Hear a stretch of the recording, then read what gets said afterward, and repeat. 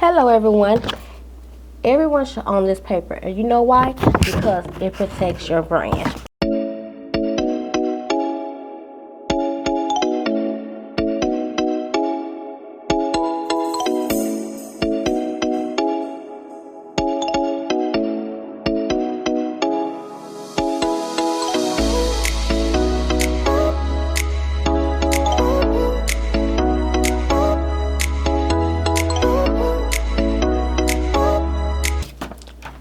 In this video, I will be showing you step by step on how to trademark your name. Before we get started, first we need to understand that trademarking and copyright are two different things. Copyright protects things such as books, artwork, audio books, content that you put on the internet. Whereas trademarking protects things as your logo and your brand. Okay, you get it? Okay. So now that we get that understood, please quit saying you're going to copyright your logo. You can't do that. You trademark it. Okay? Okay? So moving right along. Once you understand the difference between copywriting and trademarking, the next thing you need to do is think how you want your brand to expand. When I say that, I mean you might be starting off as a clothing store. No, take that back. You might be starting off as a t-shirt company. But let's say right now you own a t-shirt line. But later on down the line, you might see yourself owning a whole store. You need to think about all those things because it can save you money in the long run. For example, when I first trademarked Pink Glam, I was super positive that the only thing I was going to do was makeup. Once my trademark got registered, I then decided that I wanted to do hair. Both of those fall under the same international code, which means I could have filed both of those on my same application and only paid $225, which in the long run, I ended up paying that fee twice. Okay? So think about where you see your brand in the future. That way it can save you so much money, especially if they fall under the same international class. Secondly, what you're going to do, you're going to go on Google and search your name in so many ways. For example, today we're going to use Too Hot For You. That's going to be the company name that I'm going to use in this tutorial. Too Hot For You. Please understand, for the two, there's 4 ways you can put that. You can put it with the number 2. You can spell out 2. You can put T-O-O or you can put T-O. However you choose to do it. 4, you can put the number 4. You can spell out 4. Or you can put F-O-R. And clear the U is just either U or Y or U. You have to mix up that name in so many ways to search to see if anybody has it. Because you might spell yours, T-O, H-O-T, F-O-R-Y-O-U. Whereas someone else might be using 2, the number 2 and the number 4, but you searching your name and it don't show anything, but the whole time someone else had it, but they were spelling it a completely different way. So you have to play around with the name and the spelling to make sure there's no way a person can have your name. So like I said, you're going to go on Google. You're going to search it as many ways you can. So like I said, you're going to go on Google. You're going to search it as many ways you can. If you see someone has your name, go on a website, see how long they had it, if they actually even using it. Because here is an example where on Facebook somebody was using Too Hot For You and it said a woman boutique. But once you go on their Facebook page, it was nothing but a guy showing off his body. We're going to not pay any mind to that. And we're going to go right along as if we never saw it. Because technically, they're not promoting clothing, so it won't stop you. After you do that, what you're going to do is go on social media, being Too Hot For You, see if anybody using that handle. See if anybody promoting clothing using that handle. Once you see that no one is using it, you're going to go on Facebook, again, on social media, Instagram, Facebook, every social media outlet there is, and see if anybody using that name as far as promoting their brand or using it as a brand name. Once you realize that no one is using it, then what you're going to do is you're going to go to USPTO.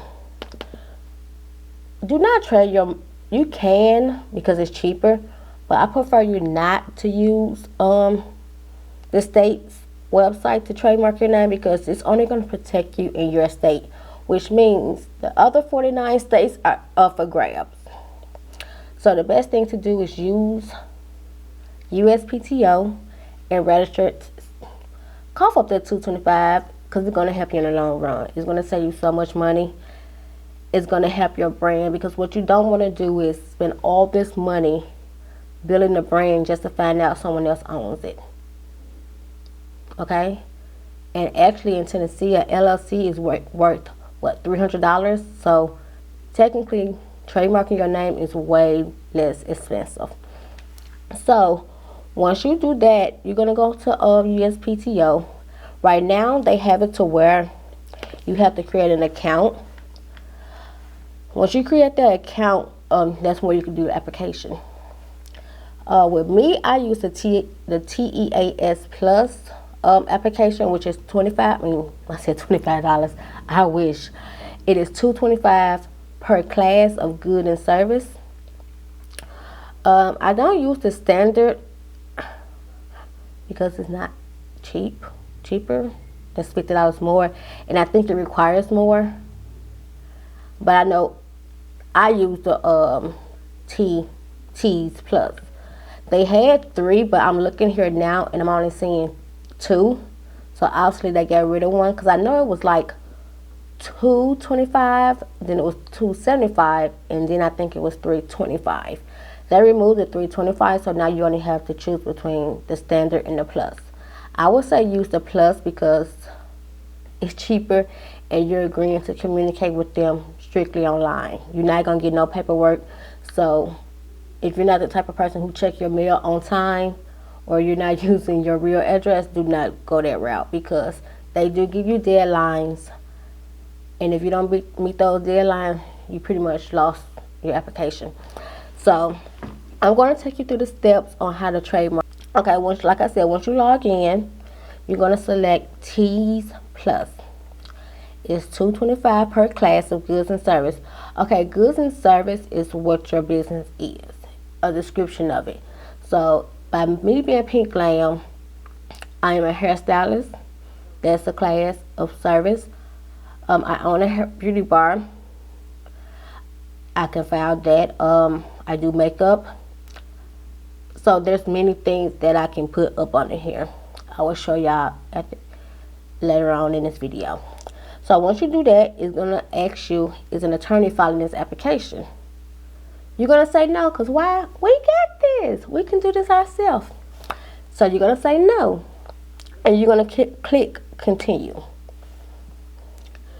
The third question, you can just skip. Click continue, and it's going to ask you, the owner of the mark. Whatever your business is registered under, that's what you're going to use. So if you're a sole proprietorship, you're going to use your name. But if you're LLC, of course, you're going to use your LLC or your corporation or whatever business name that you use. However, the owner of the mark, you can say, if you're a sole proprietorship, let's say, for me, example, which I am going to put in this tab, Chantel Owens/Dugan. But I'm going to say, doing business as Too Hot For You. The entity type, in this case, is going to be individual. But like I said, if you're a corporation, an LLC, a partnership, a limited partnership, or joint venture, you're going to select what's best for your business. So once you select that, then you're going to put in your personal information. It's asking you for your address, your telephone number, your city, state, zip code, things like that, your email. Because like I said, by you choosing the $225 package, you are pretty much saying that you're going to communicate with them strictly online. So all your notifications, all of your paperwork are going to come directly to you online through versus Visa email, or you can actually go on their website and retrieve that paperwork. And you're going to click continue.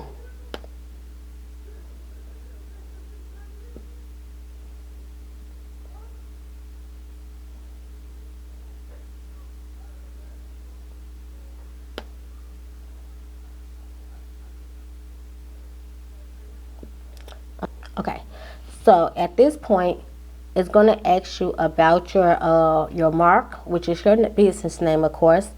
In this field, what I typically would in this field, what I typically would recommend is that you spell out your name. Don't upload your logo. The only time that it's best to upload your logo is if you're a product-based business and you're a product-based business and you're selling something like Nike. They want to protect their swoosh, so they trademark their swoosh, because another company could come behind them and use the swoosh, and you might get confused on which shoe is Nike. But if your logo really don't play a big part in your brand, like for instance, Pink Glam. I'm a graphic designer as well, so there might be times where I don't like my logo no more and I'm going to change it. If you upload their logo versus the wording, you're stuck with the logo. So if you know you're going to be the type who might rebrand here and there, then it's best to just type out the word. It's still going to be protected. It's just the artwork itself that would not be protected. I would say that is only good for products, so that it will help prevent bootlegging. But outside of that, just use the word. It's easier. So you're going to type in the wording inside enter mark here. And once you do that, you're going to click continue.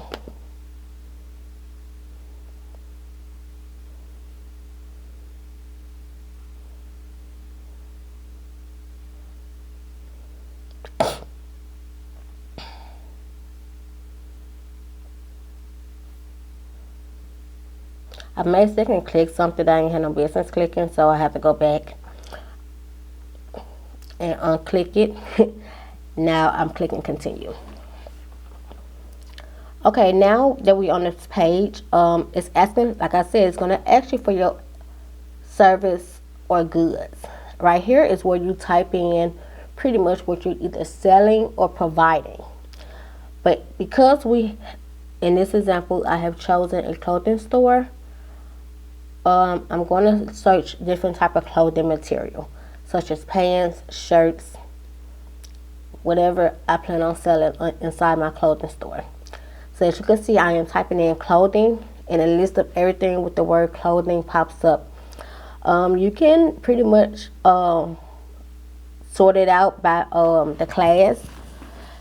And on this part, as you can see, is 001, 003, so forth. I'm strolling down trying to find what's best for my company. And understand, you can select as many of these as you would like if it fits within your brand. But you would have to show proof that you actually are using these items. So I was like, you know what, that's okay. Let me search by shirts. Search by shirts.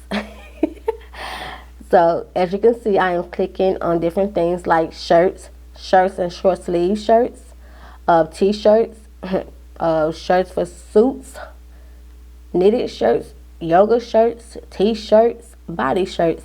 You pretty much can select anything you want that fits within your brand.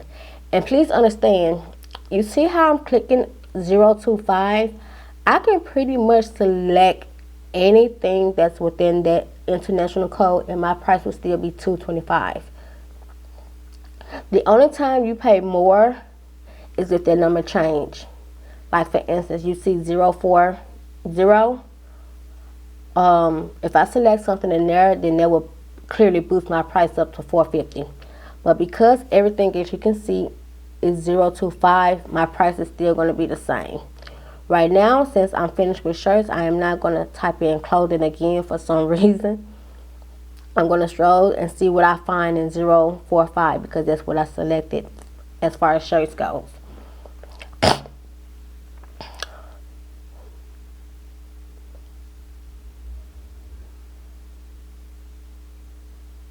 Okay, now I'm looking, excuse me. I'm just seeing if I see anything. Oh, not 045, I'm sorry, 025. So I'm in clothing right now looking for 025 items and seeing if any of these best fit what I'm trying to do. I'm sorry, I'm all in.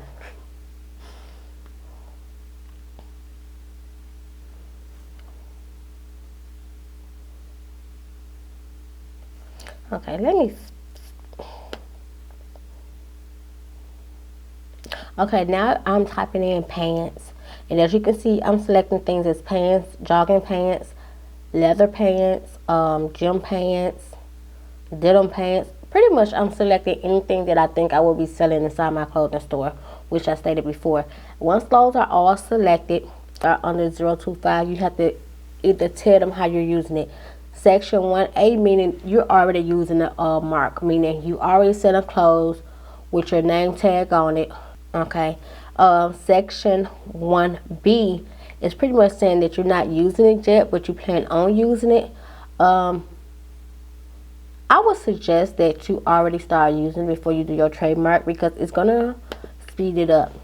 If you're not already using your mark, you're gonna eventually have to pay more than that $225 because you're not using it. So once they do grant you, give you the green light to publish your trademark, they're then gonna turn around and ask you to start using it, and you're gonna have to show proof that you're using it. So it's best to use it now before you trademark it, so that way the application process goes smoothly. It typically takes like 7 months. Each time I did it, it didn't go past 7 months. Yeah, I never had a problem with it, so I'm speaking from experience. So once you do that, like I said, you're going to choose that you're already using it. And have your proof together, because they're going to ask for it. So if you're doing hair, go on and create your website promoting that you do hair. Add it to your website, add it to your social media, add it to wherever you need to add it to. Hell, buy a cape that has your logo on it and take a picture with your client. That's you promoting your brand using your brand name. This as easy as it can be. If you're a product-based business, go on up, get your product made, or have a product prototype with your logo on it. If you're a t-shirt, go and get some tags made and put it on your shirt, so when they ask for that proof, you already have it to give to them. They do not consider the shirt logo to be a good proof. And when I say that, you know how you have the wording on your shirt? You might say, let's say Pink Glam. I might get a shirt printed that say Pink Glam. They're not going to take that. That's not acceptable. I have to have literally a tag in my shirt, like right here saying Pink Glam, or you know, the hanging tag that hangs that gonna say Pink Glam made and such and such. You need those type of items, things that are you can physically touch. You cannot upload any artwork saying, oh, this is what I'm going to use on my brand, or a drawing of your brand with your logo. No, they have to see the actual product. Like for instance, they have to, for instance, MAC. The name is on here, so you would take a picture of this and be like, okay, I sell foundation. My name is on my product. It's acceptable. So, but like, excuse me, it's dirty. But like to say, oh, I sell hair scarves and your name is all on it, this is not acceptable. I have to have a tag on here somewhere that has my name on it to be acceptable. Does it make sense? Okay. So once you do that and have your proof, you're then gonna upload it. It's gonna ask you to upload it. So you're gonna upload it on this page here. Your specimen. You're gonna upload it. Add the attachment on there. Like I said, have your proof. You're gonna add a description of it. So for instance, on here, because I said I was selling clothing, I found the picture online clearly, because I'm not selling clothes. They had a tag on there. I uploaded it, and I was like, for my description, I was like, a shirt with my company tag. That's it. You need to just give them the description of what you uploaded. Pretty much, you don't have to go in full detail. Just say, a t-shirt with my tag on it. That's it. Once you do that, you're gonna also add the date of the first time you ever used your mark. Meaning, whenever you use it, that's on an application, that's on some license, whenever that mark hits some paper, that's the first time you ever used it. So when I received my LLC, let's say I received it in August of 2013. That would be the first day I ever used my mark, is when that paper came, 2001. We're going to use that and go with it. So once you do that, you're going to assign the filing bias. I said base, the filing bias. So at this point, you're going to do is, what are we going to do? Oh, this ain't got nothing to do with us. My bad. We're going to hit continue. Okay, so at this point, it just tells you how much you're going to pay. As you can see, I selected all of those things, and my price is still $225. So you're going to select, Trademark. They always want you to sign your life away. So then you're going to add your signature. You have to do the half slant thingy, what it's called. I forget what it's called. The little half thing. You're going to type that / Okay, you're going to do the / your name, and another / on the signature, or else it's not going to go through. You're going to date it, and then you're going to, type your name again without the / and give your position. In this case, we're the owner. So we're going to put the owner on here and put your number. Then you're going to validate.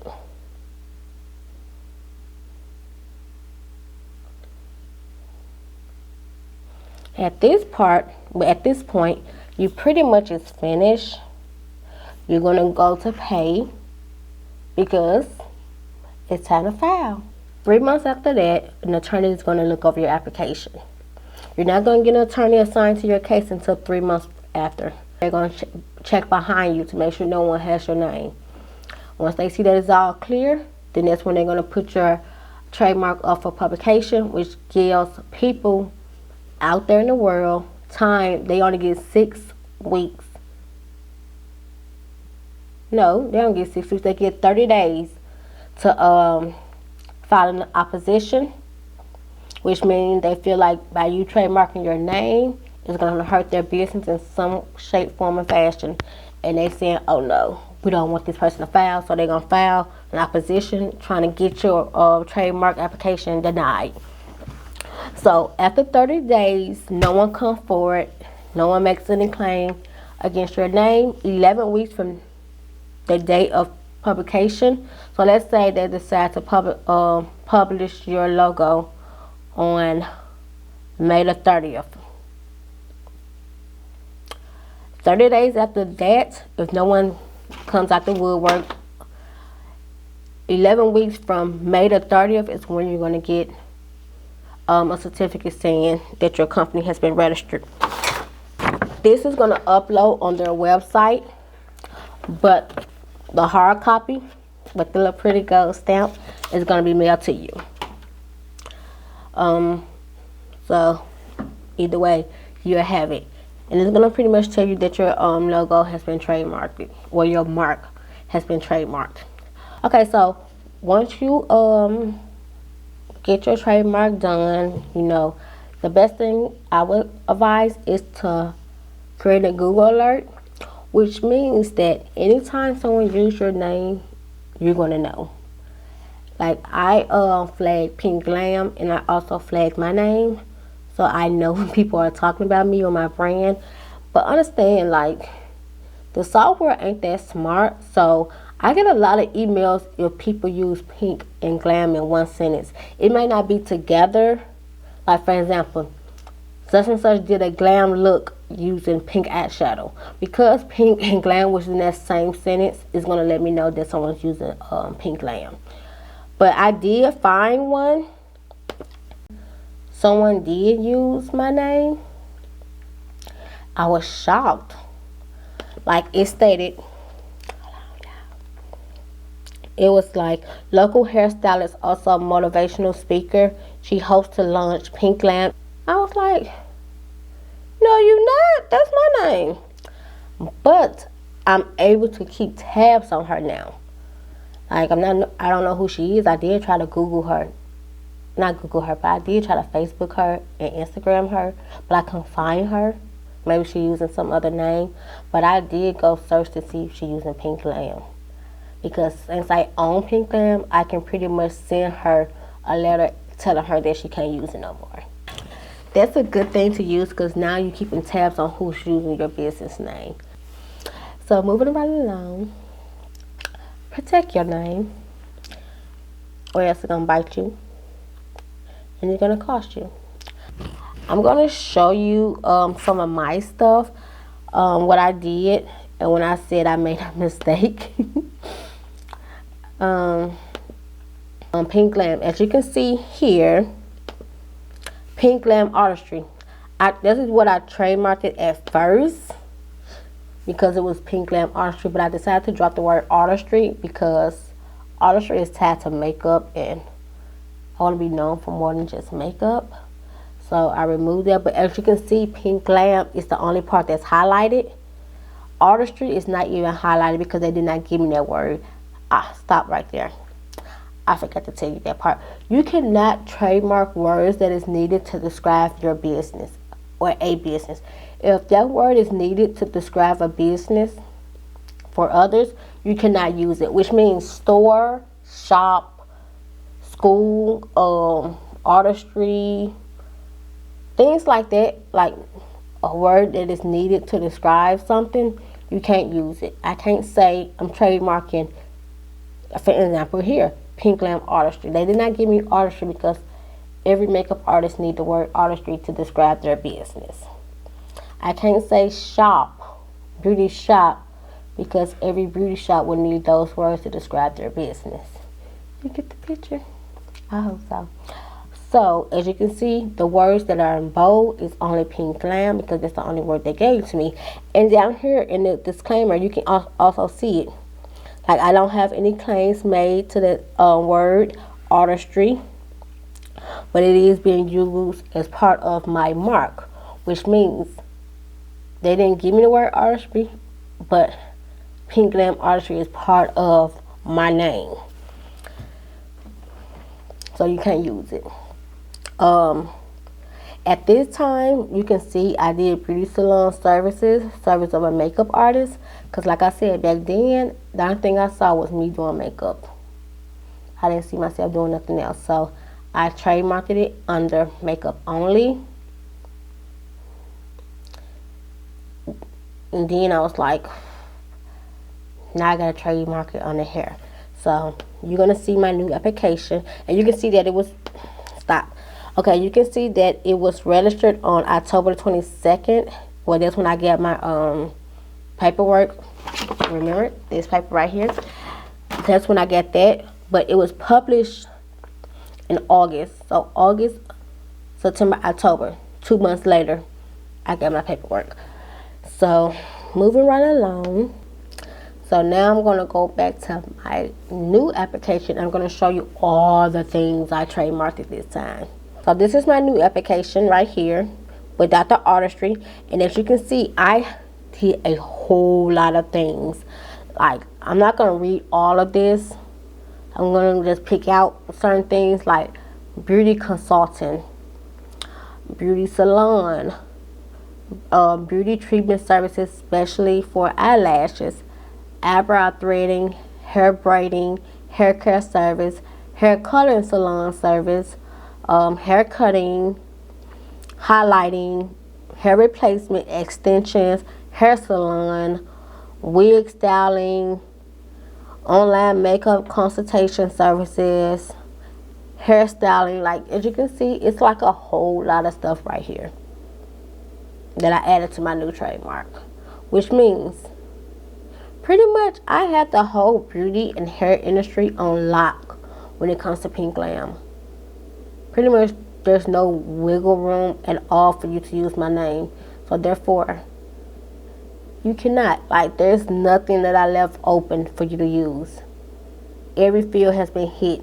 The beauty field, the hair, the makeup, the esthetician, because I have some hair waxing in here, microblading. I pretty much have everything in here. Even providing information about beauty, which means I can host classes, and all of this is provided. Not provided, but protected. You can't say, oh, well, I started in the hair school. Well, guess what? It's already protected. You can't use it with Pink Glam.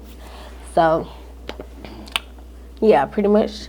And on next Tuesday will be the last day of my 11 weeks mark. Because as you can see, it was published on March the 3rd.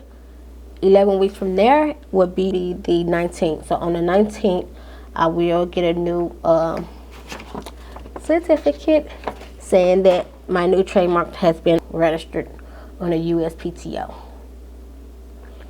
So pretty much that is it on how to trademark your logo. In this sense, they call it a mark. So this is pretty much the run through on how to protect your mark, your trademark, your name, whatever word you chose to use is fine with me. As long as it is protected, who cares? So if you have any questions in regard to trademark, leave your comments below, your questions below, and I will answer them as they are getting posted. Don't forget to follow me on Instagram and Facebook. Both names are Chantilla Niece. If you like this video, subscribe. Subscribe, comment, like, and hit that notification button. Did I say it right? I think I did. So yeah. Oh, yeah, I did it right. Bye.